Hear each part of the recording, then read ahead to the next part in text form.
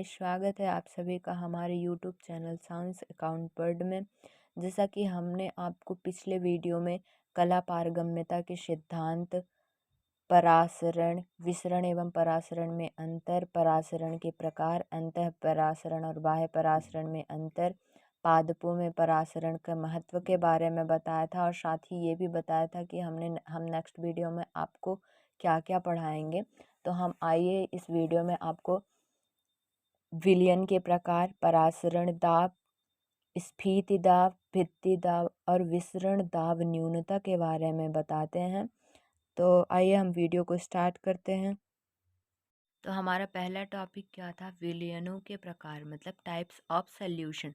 तो सॉल्यूशन कितने प्रकार के होते हैं इसके बारे में हम बताते हैं। तो कोशिका के आंतरिक तथा बाहरी माध्यम की सांद्रता के आधार पर विलयन 3 प्रकार के होते हैं। जो कोशिका होती है वह पादप कोशिका किसी जल में रखी जाती है। तो जब मतलब जो जल होता है पादप कोशिका के बाहर का जल और कोशिका के अंदर का जल, तो उसकी सांद्रता के आधार पर सॉल्यूशन मतलब विलयन 3 प्रकार के होते हैं। तो पहला क्या है? अति पराशरी, मतलब नाम से ही स्पष्ट हो रहा है। अति मतलब अधिक, पराशरी मतलब मतलब उसमें ज़्यादा सांद्रण हो। अति पराशरी मतलब ज़्यादा सांद्रण हो। तो जब किसी पादप कोशिका को विलयन में रखा जाता है जहाँ विलयन की सांद्रता कोशिका द्रव्य की सांद्रता से अधिक रहती है, तो इस प्रकार के विलयन को अतिपराशरी विलयन कहते हैं। यहाँ बस क्या कहता है कि जो कोशिका होती है वह मतलब किसी पानी में रखी जाती है, नॉर्मल सी बात है। तो जो कोशिका का जल होता है वह बाहरी विलयन, जिसमें जिस जल में रखी गई है कोशिका, उसकी सांद्रता से अधिक होता है। मतलब कोशिका की सांद्रता कम होगी और विलयन की सांद्रता अधिक होगी। तो आगे क्या कहता है? और ऐसी दशा में कोशिका का जल निकलकर विलयन से चला जाता है, तो इस दशा के कारण कोशिकाएं सिकुड़ जाती। कोशिकाएं सिकुड़ रही हैं। अतिपराशरी विलयन में मेन पॉइंट क्या हमको याद रखना है कि अतिपराशरी विलयन में जो कोशिकाएं होती हैं, कोशिकाएं वह सिकुड़ रही हैं मतलब उसके अंदर का जो पानी होगा, वो जल होगा, वो बाहर निकल रहा है जिसके कारण वह सिकुड़ रही हैं। तो ऐसा विलयन जिसके कारण वह जल कोशिकाएं सिकुड़ रही हैं वह अतिपराशरी विलयन होगा। ठीक। अगर आपको समझ में ना आए तो आप कमेंट बॉक्स में कमेंट करके हमें ज़रूर बताएं, हम और भी सरल तरीके से आपको समझाने का प्रयास करेंगे। तो आइए इसे हम इस डायग्राम के माध्यम से समझते हैं। ये जो कोशिका है, ये कोशिका जो है ये पादप कोशिका है। ठीक। ये जो सॉल्यूशन है ये बीकर समझ लेते हैं, किसी कोई भी बर्तन जिसमें ये कोशिका रखी हुई है। तो कोशिकाएं जो होती हैं अतिपराशरी, हाइपरटोनिक सॉल्यूशन, मतलब इसमें जब किसी कोशिका को रखा जाता है तो जो कोशिका के अंदर का जो जल होता है वह बाहर निकल जाता है। तो कोशिकाएं कैसी हो जाती हैं? सिकुड़ जाती हैं। ठीक। अगर आपको समझ में आ गया हो तो बहुत अच्छी बात है, और ना आए तो आप कमेंट बॉक्स में कमेंट करके पूछें, हम और भी सरल तरीके से आपको बताने का प्रयास करेंगे। तो नेक्स्ट टाइप्स ऑफ सॉल्यूशन है समपराशरी अथवा आइसोटोनिक विलयन। समपराशरी, सम मतलब समान, नाम से ही स्पष्ट हो रहा है। इसमें क्या होगा कि जो कोशिका होगी, कोशिका के अंदर का जल और बाहर का जल, जिसमें कोशिका रखी हुई है, बाहर का विलयन, वह दोनों की सांद्रता समान होगी। तो इसमें क्या लिखा है? जब कोशिका का रस विलयन के रस की सांद्रता के बराबर होता है तो इस प्रकार के विलयन को समपराशरी विलयन कहते हैं। नाम से ही, जैसा मैंने पहले ही बताया, नाम से ही स्पष्ट हो। सम मतलब समान, कोशिका के अंदर का भी जल और बाहर का भी जल की सांद्रता समान हो। ऐसी अवस्था में ना तो कोशिका का जल जो बाहरी विलयन में जाता है और ना ही बाहर का जल अंदर की ओर आता है, मतलब कोशिका के अंदर आता है। ये डायग्राम में साम्य अवस्था बनी हुई है, मतलब जो जल है ना तो अंदर की ओर जा रहा है और ना कोशिका का जल बाहर की ओर आ रहा है। इसका आकार सेम है, ना तो यह फूल रही है ना सिकुड़ रही है, मतलब समानांतर बना हुआ है, इसलिए यह आइसोटोनिक सॉल्यूशन है, मतलब समपराशरी विलयन है। हमारा नेक्स्ट टाइप ऑफ सॉल्यूशन है अल्प परासरी। अल्प मतलब थोड़ा, इसे इंग्लिश में हाइपोटोनिक विलयन भी बोलते हैं। तो ये हिंदी का शब्द लेते हैं, क्या है? अल्प। अल्प मतलब छोटा, ये नॉर्मल सा शब्द है। शब्द से ही स्पष्ट हो रहा है कि जब बाह्य विलयन कोशिका रस की सांद्रता से कम सांद्रता वाला होता है तो ऐसे विलयन को हाइपोटोनिक विलयन कहते हैं। तो क्या कहता है कि जब बाह्य विलयन कोशिका रस की सांद्रता से कम सांद्रता वाला हो, मतलब जो जिसमें कोशिका रखी गई है जिस विलयन में, उसकी सांद्रता कोशिका के अंदर उपस्थित जल की सांद्रता या लिक्विड की सांद्रता से कम हो, तो उस प्रकार का विलयन किस प्रकार का होता है? हाइपोटोनिक, मतलब अल्प पराश्रयी विलयन। ठीक। अतः इस अगर ऐसा विलयन है तो इस अवस्था में जो होगी दशा कोशिका की, वह कोशिका, मतलब अगर बाहरी विलयन कम सांद्र है और कोशिका का जल अधिक सांद्र है तो बाहर का जल कोशिका के अंदर प्रवेश करेगा। ऐसी अवस्था में कोशिका क्या होगी? फूल जाएगी। आशून मतलब फूलना। इसे हम एक डायग्राम के माध्यम से समझते हैं। ये डायग्राम के माध्यम से देखते हैं कि ये जो सेल है, ये सेल वॉल है। सेल कोशिका के अंदर ये जो छोटे छोटे कण उपस्थित हैं, मतलब इनकी संख्या ज़्यादा है, ज़्यादा बड़े हैं। ये कण ज़्यादा बड़ी संख्या में है। और ये वीकर जो है, वीकर के अंदर जो जल है वह कम संख्या में है। इसके अणु मतलब कम संख्या में है, सांद्रता कम है इसकी, इसकी सांद्रता अधिक है। तो जब इसमें परासरण होगा, परासरण की क्रिया होगी, तो ये जो कण होंगे, ये जो कण होंगे मतलब बीकर में जो जल के कण होंगे वह कोशिका के अंदर प्रवेश करने लगेंगे। और जब कोशिका के अंदर प्रवेश करने लगेंगे तो कोशिका का आकार कैसा हो जाएगा? बड़ा हो जाएगा। और कोशिका का आकार जब बड़ा हो जाएगा तो ये जो कण हैं कोशिका के अंदर, जो जीव द्रव्य हैं, वह कोशिका भित्ति की ओर आना स्टार्ट हो जाएंगे। और जब ये कोशिका भित्ति की ओर आना स्टार्ट हो जाएंगे तो कोशिका वाल जो है, सेल वॉल जो है, इस पर प्रेशर पड़ेगा, मतलब दाब पड़ेगा और यह फूल जाएगी।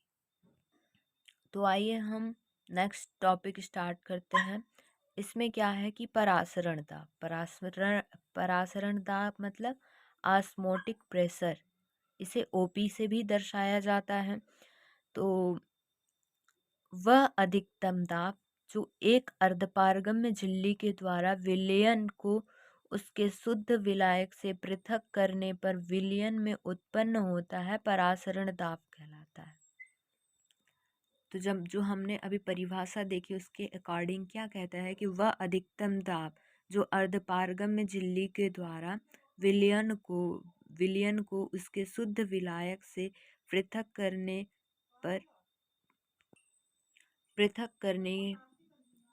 पर विलयन में उत्पन्न होता है, परासरण दाब कहलाता है।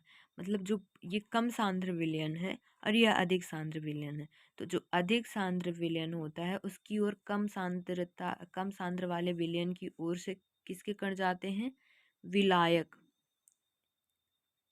विलायक मतलब जल। तो जो कम सांद्र विलयन है इसकी ओर से कण अधिक सांद्र वाले विलयन की ओर जाएंगे। तो जो ये अर्धपारगम्य झिल्ली है, हाँ, अर्धपारगम्य झिल्ली है, तो जो ये इसके कण, जब विलायक के कण ये अधिक सांद्र वाले विलयन की ओर जाएंगे तो इसकी जो अर्धपारगम्य झिल्ली है उस पर जो दाब पड़ेगा वही दाब परासरण दाब कहलाता है। नीचे क्या कहता है? किसी भी विलयन का परासरण दाब विलयन में उपस्थित विलेय के अणुओं की सांद्रता के सीधे समानुपाती होता है। मतलब जो विलेय के अणु होंगे उसकी सांद्रता के समानुपाती होगा। परासरण दाब इक्वल टू विसरण दाब। परासरण दाब इक्वल टू विलेय के अणुओं की सांद्रता, मतलब परासरण दाब इज प्रोपोर्शनल टू विलेय के अणुओं की सांद्रता। नेक्स्ट टॉपिक क्या है? स्फीति दशा। तो इसमें क्या कहता है कि पादप कोशिका के बाहर सेल्यूलोज की बनी परत पाई जाती है तथा इसके अंदर प्लाज्मा झिल्ली पाई जाती है और प्लाज्मा झिल्ली के अंदर कोशिका द्रव्य पाया जाता है। द्रव्य मतलब कोशिका के अंदर जो माइटोकॉन्ड्रिया वगैरह उपस्थित होते हैं वह द्रव्य के तहत आते हैं। तो जो सब कोशिका की सबसे पादप कोशिका की जो सबसे बाहरी लेयर होती है वह सेल्यूलोज की बनी होती है। इस पॉइंट को अच्छे से समझ लीजिएगा, अगर इसे समझेंगे तभी हमें स्फीति दाब के बारे में अच्छे से जानकारी मिले। तो क्या कहता है, जब कोशिका को किसी विलयन में रखा जाता है जिसकी सांद्रता कोशिका द्रव्य की सांद्रता से कम हो, तो जब विलयन में से जल कोशिका के अंदर प्रवेश करता है तो कोशिका द्रव्य के द्वारा कोशिका भित्ति पर दबाव पड़ने लगता है और कोशिका आसून होने लगती है। कोशिका द्रव्य के द्वारा कोशिका भित्ति पर डाला गया दाब स्फीति दाब कहलाता है। इस डायग्राम के माध्यम से हम समझते हैं। क्या कहता है, जो कोशिका होती है तो कोशिका की सांद्रता अधिक होगी ये विलयन की सांद्रता से, ठीक, मतलब इसकी सांद्रता कम है कोशिका की सांद्रता से। तो जब इसकी सांद्रता तक कम है तो इसके अणु कोशिका के अंदर प्रवेश करेंगे, ठीक, विलयन के अणु कोशिका के अंदर प्रवेश करेंगे और कोशिका के अंदर जब प्रवेश करेंगे तो इसके जो कोशिका द्रव्य होगा उस पर प्रेशर पड़ेगा और ये कोशिका द्रव्य कोशिका भित्ति के ऊपर दाब डालना स्टार्ट कर देगी और जब कोशिका भित्ति पर दाब पड़ेगा तो ऐसी दशा में कोशिका कैसी हो जाएगी, फूल जाएगी। जैसा मैंने पहले ही बताया है, जब कोशिका फूल जाएगी तो कोशिका की ये फूलने मतलब आसून होने की दशा को ही स्फीति दशा कहते हैं। ऐसी दशा में फिर जब ऐसी दशा आ जाएगी, कोशिका आसून हो जाएगी, तो ना तो जल बाहर की ओर जाएगा, कोशिका के अंदर से बाहर की ओर जाएगा और ना ही बाहर से अंदर की ओर जाएगा, मतलब परासरण की क्रिया रुक जाएगी। इसे हम नॉर्मल लैंग्वेज से भी समझ सकते हैं कि ऐसी दशा, कोशिका की ऐसी दशा जब कोशिका आसून हो जाती है और कोशिका के अंदर से जल ना तो विलयन में जा सकता है और ना विलयन का जल कोशिका के अंदर में जा सकता है, ऐसी दशा को कोशिका की स्फीति दशा कहते हैं। नेक्स्ट टॉपिक क्या है, भित्ति दाब। इसमें क्या कहता है, कोशिका भित्ति कोशिका द्रव्य पर डाला गया भित्ति दाब कहलाता है। स्फीति दाब बढ़ने पर भित्ति दाब भी बढ़ता है। यह सेल्स की उस अवस्था में होता है जब अंतःपरासरण की क्रिया होती है और जब अंतःपरासरण की क्रिया रुक जाती है अर्थात साम्य अवस्था में। वही बात है, अगर भित्ति दाब कहते हैं मतलब दीवार कोशिका की भित्ति के ऊपर प्रेशर पड़ रहा है और वह कब होगा, जब अंदर का बाहर का जो विलयन होगा वह कोशिका के अंदर प्रवेश करेगा और जब कोशिका के अंदर प्रवेश करेगा तो स्फीति दशा उत्पन्न होगी और जब स्फीति दशा उत्पन्न होगी तो जो कोशिका के दीवार के ऊपर जो प्रेशर पड़ेगा, वह जो दाब पड़ेगा वह दाब भित्ति दाब कहलाएगा। नेक्स्ट टॉपिक है विसरण दाब न्यूनता।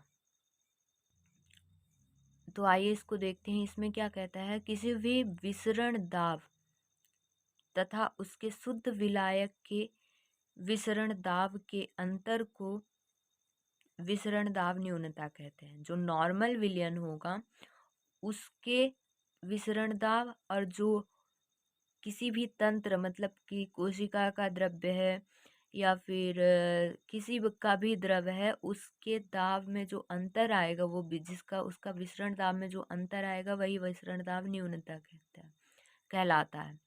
जब विलयन के विसरण दाब में कमी आती है तो वह जल के अणुओं को अवशोषित करके उसकी कमी को पूरा करता है। किसी भी स्वतंत्र विलयन में विसरण दाब न्यूनता का मान विलयन के परासरण दाब के बराबर होता है, किंतु किसी बंद विलयन जैसे सेल्स में परासरण के दौरान स्फीत दशा भी उत्पन्न होती है। अतः विसरण दाब न्यूनता का मान विसरण दाब न्यूनता इक्वल टू परासरण दाब माइनस स्फीति दाब। जो परासरण दाब होगा उस से कम स्फीति दाब के बराबर होता है।